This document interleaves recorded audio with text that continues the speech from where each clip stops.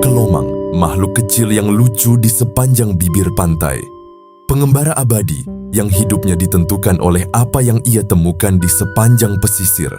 Seluruh hidupnya adalah pencarian dan penantian. Mencari aroma kematian dan menanti tetangganya segera pindah alam.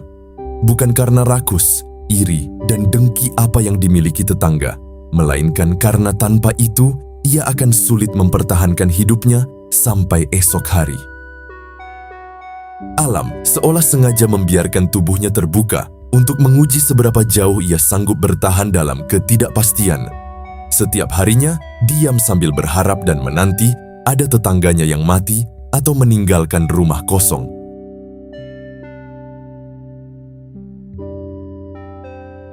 Kelomang bukan siput, meski sering disalahpahami demikian. Ia termasuk kelompok krustasea, kerabat kepiting dan udang. Hanya saja, berbeda dari kepiting sejati yang memiliki karapas keras menutupi seluruh tubuhnya, bagian perut kelomang lunak dan melengkung hingga rentan hancur. Kerentanan inilah yang menentukan arah hidupnya. Kelomang lahir di dunia yang tidak pernah menyediakan rumah gratis. Di bibir pantai yang tampak tenang bagi manusia, kehidupan mereka justru dimulai dengan ancaman. Seekor kelomang kecil keluar dari fase larvanya tanpa cangkang, tanpa pelindung, hanya membawa tubuh lunak yang rapuh. Kelahiran kelomang sebagai sebuah anomali di tengah kerasnya hukum samudra. Seekor ksatria yang ditakdirkan tanpa zirah perlindungan. Di dunia bawah air yang tak mengenal belas kasihan, kelomang adalah manifestasi dari kerentanan yang berjalan. Berbeda dengan kepiting yang memiliki zirah kalsium keras di seluruh tubuhnya, kelomang justru tidak dibekali pengamanan tubuh. Hidup kelomang bukan sekadar bertahan, tetapi berburu perlindungan. Dan sejak detik itu, hidupnya bukan lagi soal tumbuh, melainkan soal menemukan rumah sebelum maut lebih dulu menemukannya. Ia menunggu siput mati, ia mengais sisa kehidupan, lalu ia masuk ke cangkang kosong yang bukan miliknya. Bukan karena rakus, melainkan karena tanpa itu, ia sulit hidup sampai esok hari. Sementara ini, cangkang kosong sebagai pelindung eksternal kelomang paling efektif. Tanpa itu, ia hanya daging lembek yang mudah dicabik burung pantai, ikan, atau gurita. Maka sebab itulah, sejak kecil, naluri utamanya bukan berburu atau berkembang biak, melainkan mencari rumah. Namun disitulah paradoksnya. Karena tubuhnya terus tumbuh, maka rumah yang ia pinjam lambat laun menjadi sempit. Dan ketika rumah itu tak lagi muat, ia harus keluar, telanjang kembali di tengah laut yang tak mengenal belas kasihan. Karena ketika tubuhnya membesar, cangkang lama menjadi sempit. Ia harus keluar, meninggalkan perlindungan yang sudah menyatu dengan tubuhnya, lalu mencari yang lebih besar, demi kesempatan untuk bertahan lebih lama. Proses ini adalah momen paling berbahaya. Saat keluar dari cangkang, ia benar-benar telanjang. Jika pada saat itu predator datang, tidak ada pertahanan. Maka sebab itu, kelomang cenderung mengganti cangkang di lokasi yang relatif aman, seringkali di bawah batu atau celah karang.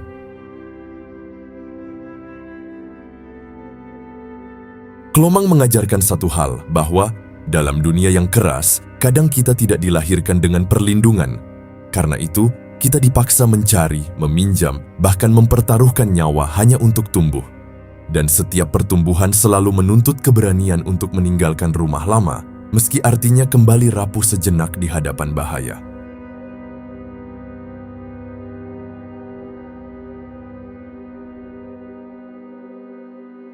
Mereka memiliki indera penciuman yang mampu mendeteksi bau bahan kimia yang dilepaskan oleh siput laut yang sedang mati atau baru saja dimangsa. Bagi kelomang, bau kematian adalah sinyal harapan. Mereka akan berbondong-bondong menuju sumber bau tersebut bukan untuk memakan sang siput, melainkan untuk mengantri rumah yang sebentar lagi akan kosong. Secara reflektif, ini adalah gambaran tentang bagaimana kehidupan selalu berputar di atas sisa-sisa kehilangan. Tidak ada yang benar-benar baru di bawah matahari. Rumah yang kita huni, tanah yang kita injak, bahkan ilmu yang kita pelajari adalah cangkang yang ditinggalkan oleh mereka yang sudah mendahului kita. Bagi Kelomang, tidak ada cangkang yang abadi.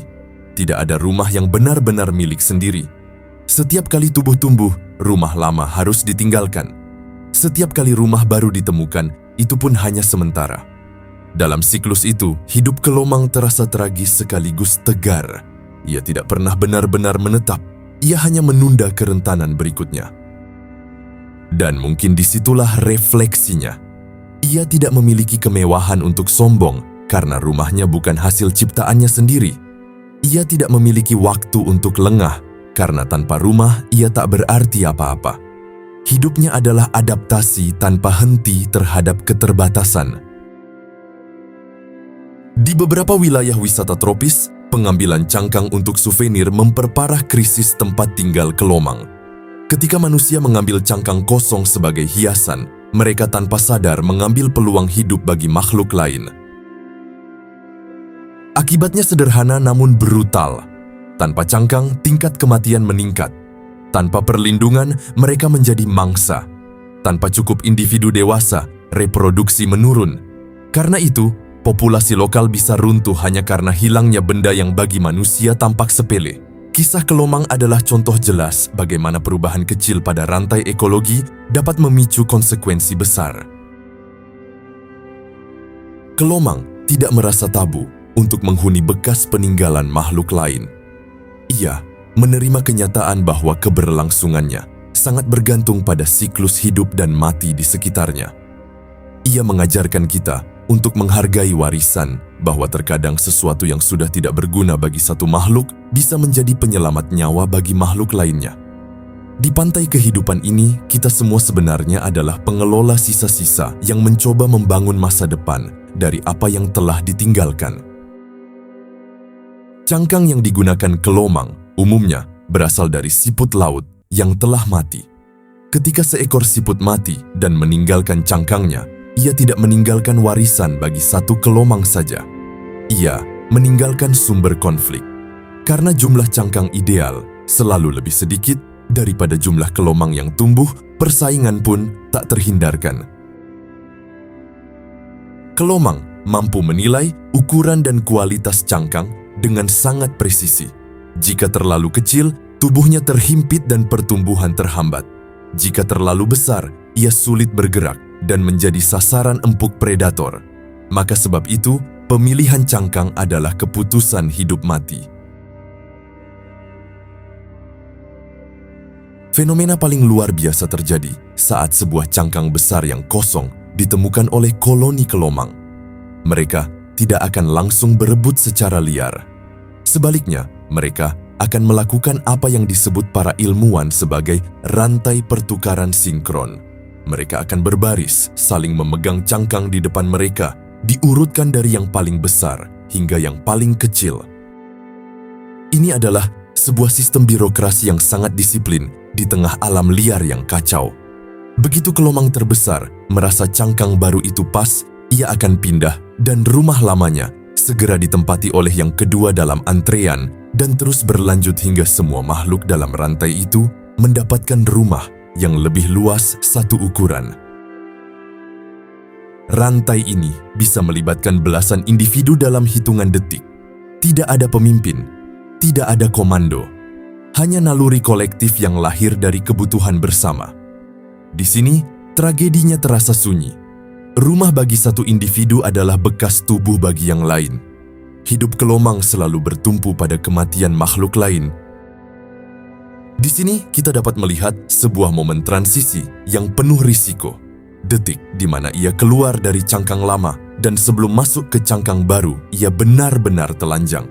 Tubuh lunaknya terpapar udara dan ancaman pemangsa tanpa perlindungan apapun. Itu adalah momen pertaruhan nyawa yang dilakukan Kelomang demi sebuah pertumbuhan. Seringkali kita sendiri merasa sesak dalam cangkang kehidupan yang mulai sempit, entah itu pola pikir lama atau lingkungan yang tidak lagi mendukung. Namun kita terlalu takut untuk melangkah keluar karena takut akan masa transisi yang telanjang. Kelomang menunjukkan bahwa pertumbuhan selalu menuntut kerelaan untuk menjadi tidak berdaya sejenak, demi mendapatkan ruang yang lebih luas untuk bernapas dan tumbuh lebih besar di babak berikutnya. Namun, perubahan lingkungan membuat keamanan semakin langka. Pesisir yang dulu kaya siput, kini telah tertekan oleh polusi, penangkapan berlebihan, dan perubahan suhu laut. Karena populasi siput menurun, jumlah cangkang kosong pun berkurang. Akibatnya, kompetisi meningkat. Kelomang yang kalah terpaksa memakai cangkang tidak ideal, yang meningkatkan risiko kematian. Kelomang dapat menghasilkan bunyi dengan menggesekkan bagian tubuhnya, fenomena yang disebut stridulasi. Bunyi itu muncul ketika bagian keras pada capit atau kaki digerakkan saling bergesekan, menciptakan suara berderit halus yang nyaris tak terdengar oleh manusia di tengah debur ombak. Namun bagi sesamanya, getaran itu jelas. Ia menjadi sinyal. Digunakan saat konflik memperebutkan cangkang, saat mempertahankan wilayah kecilnya di bawah akar atau batu, dan saat merasa terancam oleh individu lain yang terlalu dekat. Makhluk yang tampak diam dan pasif ternyata memiliki cara memberi peringatan. Ia tidak selalu berkelahi. Ia memberi tanda lebih dulu. Sebab berkelahi berarti risiko kehilangan cangkang, kehilangan kaki, bahkan kehilangan nyawa. Maka sebelum capit benar-benar saling mencengkeram, bunyi itu keluar sebagai batas. Seolah berkata, cukup sampai di sini. Namun, fungsi bunyi itu tidak berhenti pada konflik. Dalam musim reproduksi, getaran dan sentuhan juga berperan dalam menemukan pasangan.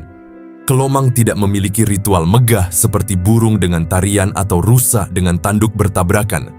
Prosesnya lebih sunyi, lebih dekat, lebih tak terlihat. Jantan mendekati betina dengan hati-hati, menyentuh dan memberi sinyal lewat gerakan serta getaran tubuh. Jika betina siap, ia tidak menghindar.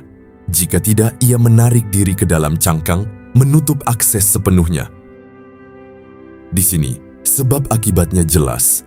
Karena tubuh mereka dilindungi cangkang keras, interaksi fisik menjadi terbatas. Karena terbatas, komunikasi harus halus dan presisi. Mereka mengandalkan sentuhan, getaran, dan kedekatan jarak. Kesalahan membaca sinyal bisa berujung konflik atau kegagalan reproduksi. Maka kepekaan menjadi kunci. Setelah pembuahan, betina membawa telur yang menempel di bagian bawah tubuhnya. Ia tidak bisa gegabah. Ia harus menjaga kelembapan dan menghindari predator hingga waktunya tiba untuk kembali ke laut dan melepaskan larva. Artinya, fase reproduksi bukan hanya soal menemukan pasangan, tetapi juga soal bertahan cukup lama agar generasi berikutnya sempat memulai hidupnya. Dalam kesunyian malam pesisir, di antara pasir lembab dan bayangan pohon kelapa, bunyi gesekan kecil itu mungkin tak pernah terdengar oleh manusia. Tetapi di dunia kelomang, suara itu adalah bahasa. Bahasa untuk memperingatkan, bahasa untuk membatasi, bahasa untuk mendekat. Sebuah cara sederhana, namun efektif untuk bertahan dalam dunia yang tak pernah memberi ruang luas bagi makhluk sekecil mereka.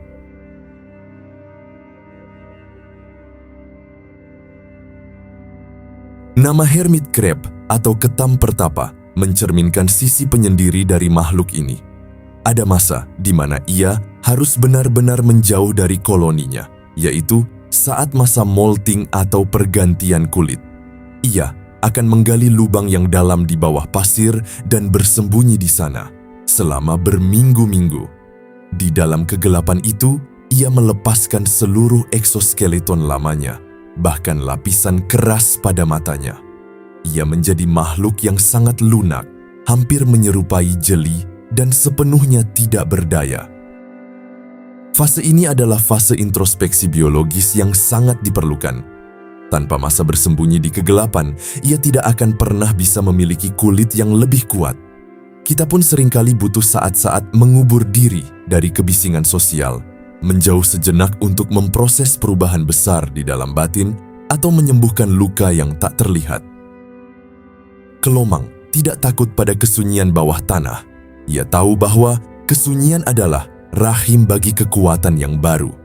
Ia mengingatkan kita bahwa pertumbuhan yang paling signifikan seringkali terjadi di ruang-ruang gelap yang tidak terlihat oleh mata orang lain, di mana kita memperbaiki diri secara total sebelum siap muncul kembali ke permukaan.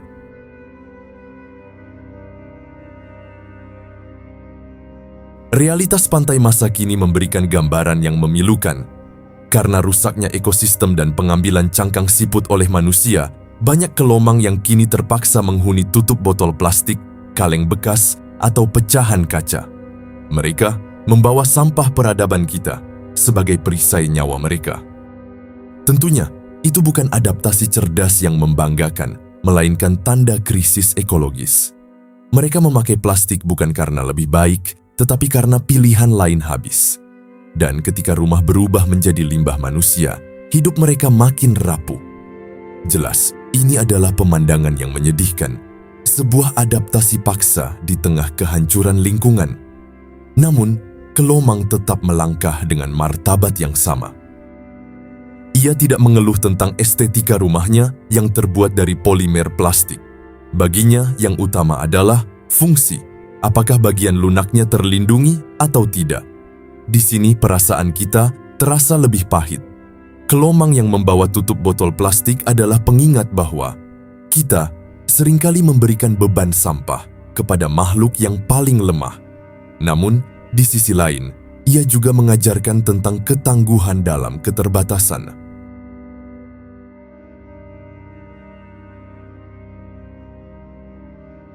Kelomang darat, seperti spesies di wilayah Indo-Pasifik, menghabiskan sebagian besar hidupnya di daratan lembab dekat pantai.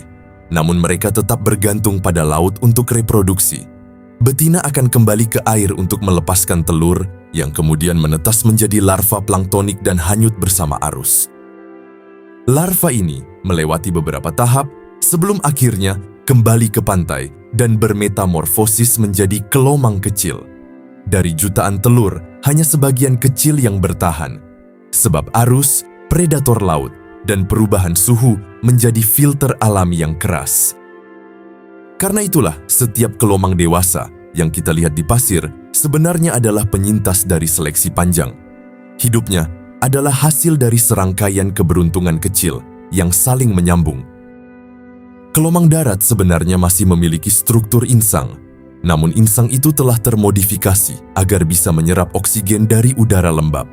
Artinya, mereka tidak benar-benar bernapas dengan paru-paru, tapi juga tidak bisa hidup terendam air terus-menerus. Karena itu, kelembapan menjadi syarat hidup. Jika terlalu kering, insang mereka kolaps dan mereka mati perlahan. Sebab inilah, mereka aktif malam hari atau saat udara lembab. Dari sini kita bisa bangun sebab akibat ekologis tentang perubahan iklim, panas ekstrim, dan hilangnya vegetasi pantai.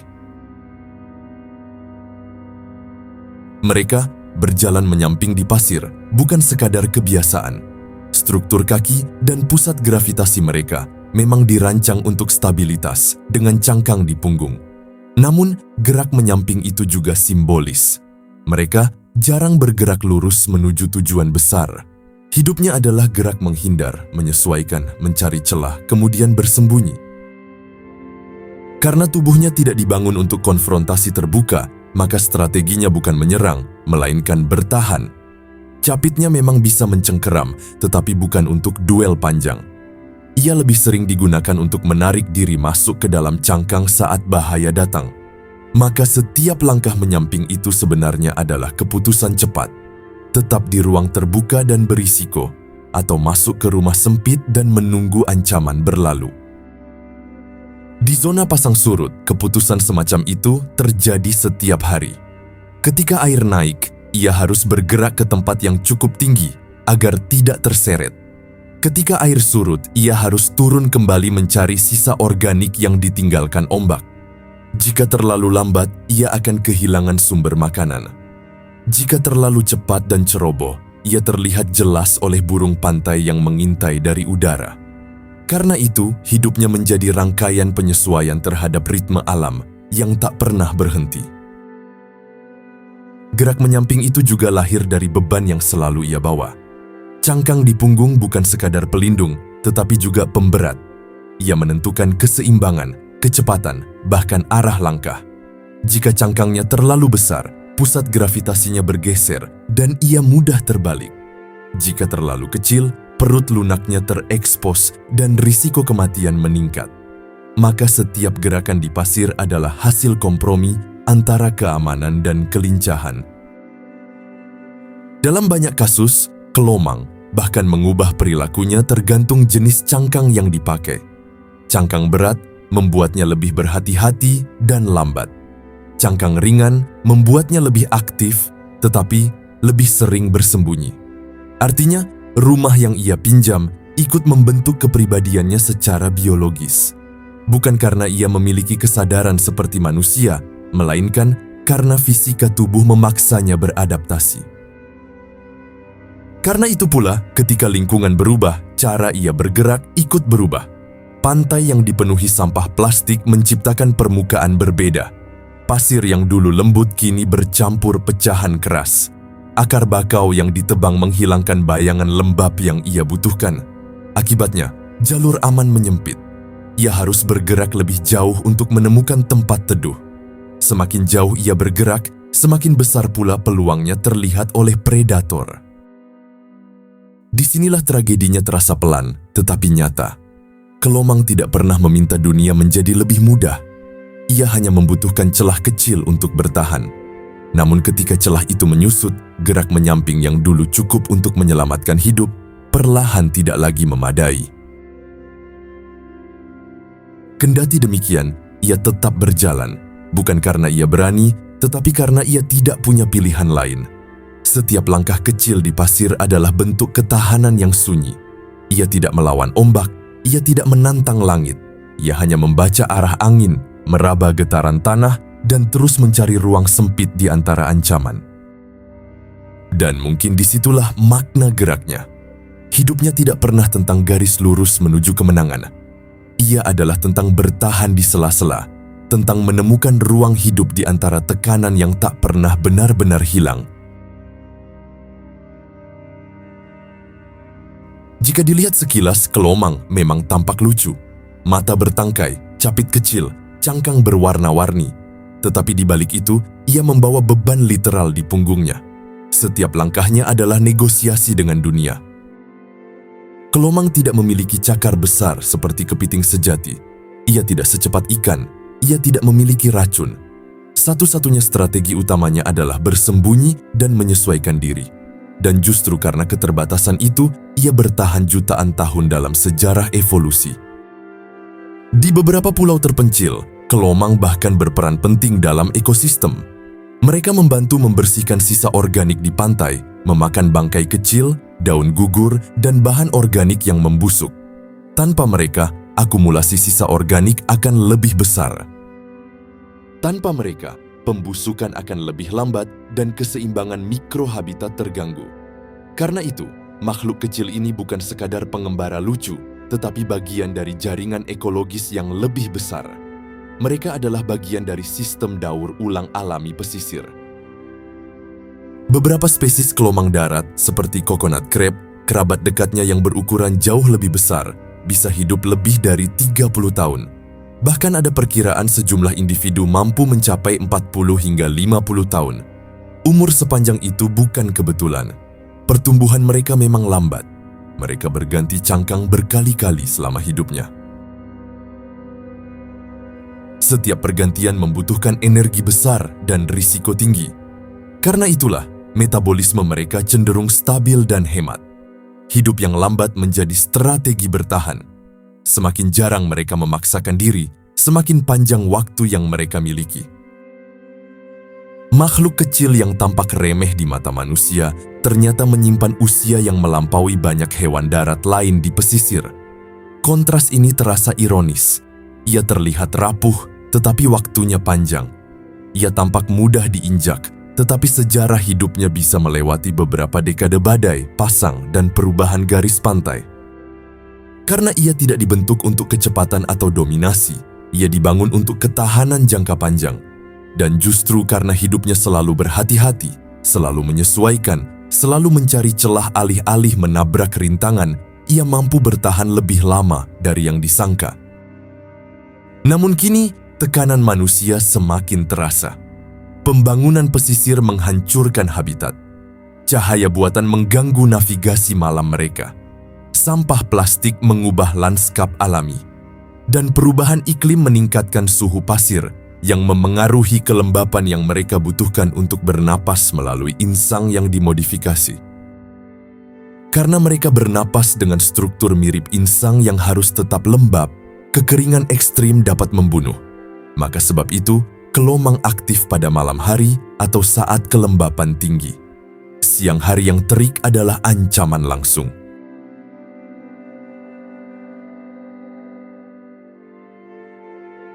Kelomang mengajarkan kita tentang seni berjalan di batas antara dua dunia darat dan laut, kerentanan dan perlindungan. Ia tidak pernah benar-benar memiliki apapun. Ia hanya meminjam rumah dari alam dan meminjam waktu dari samudera. Ia berjalan tanpa ambisi untuk memahat namanya di atas batu, karena ia tahu ombak akan selalu datang untuk menghapus jejak kaki kecilnya di pasir. Di bibir pantai, saat ombak datang dan pergi, kelomang terus bergerak. Dunia mungkin tak pernah memperhatikannya. Namun selama masih ada cangkang kosong dan sedikit kelembapan di udara, ia akan tetap mengembara. Ia mengingatkan kita bahwa di masa-masa krisis, kita harus mampu menemukan kegunaan dari apa yang tersedia, mengubah puing-puing menjadi perlindungan, dan tetap melangkah meski dunia di sekitar kita tidak lagi memberikan kenyamanan yang alami. Kelomang adalah penyintas sejati yang tidak butuh kemewahan untuk membuktikan bahwa ia layak untuk tetap hidup